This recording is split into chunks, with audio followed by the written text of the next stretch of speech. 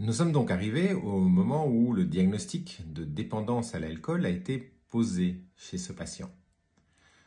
On peut utiliser différents référentiels. Le DSM-5 est un des référentiels pour poser le trouble d'usage d'alcool, léger, modéré ou sévère. Mais qu'allons-nous faire ensuite?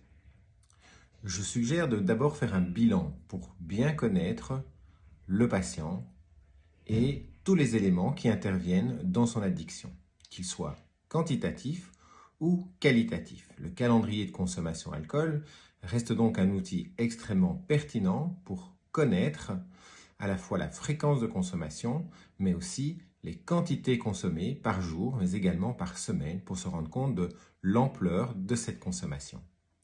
C'est toujours un exercice utile pour le patient, mais également pour nous. Alors dans le bilan, je vais commencer déjà par quelques questions. La première, c'est de voir avec le patient s'il se rend compte qu'il y a un souci et depuis quand il se rend compte qu'il y a un souci avec l'alcool. Je ne sais pas si vous le savez, mais le temps entre le moment où le patient se rend compte qu'il y a un problème et le moment de la prise en charge est souvent de plus de 10 ans. Une autre question est de savoir ce qu'il aimerait voir changer.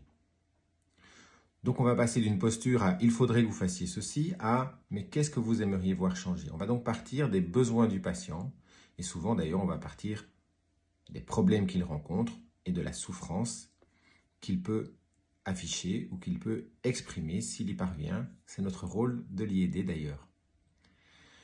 On peut changer de différentes manières et je pense que c'est important de rassurer les patients là-dessus. La majorité des patients que je rencontre me disent « Moi, j'aimerais bien, à l'avenir, pouvoir boire comme tout le monde. » Mais sont-ils encore comme tout le monde?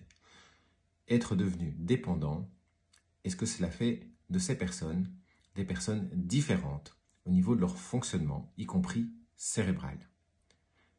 Et de toute façon, se lancer avec eux dans un changement même progressif, quand c'est possible, eh bien c'est déjà la mise en route de ce changement. Donc, pas de panique, pas d'obligation de résultat immédiat, comme on aime parfois faire en médecine, en disant il faudrait qu'il soit absolument abstinent pour dans 2 mois. Non, prenons le temps du patient, qui n'est pas toujours celui du médecin. C'est important de savoir où il en est dans sa motivation. Un des exemples pour réfléchir à cette motivation, c'est la route Prochaska et Di Clemente.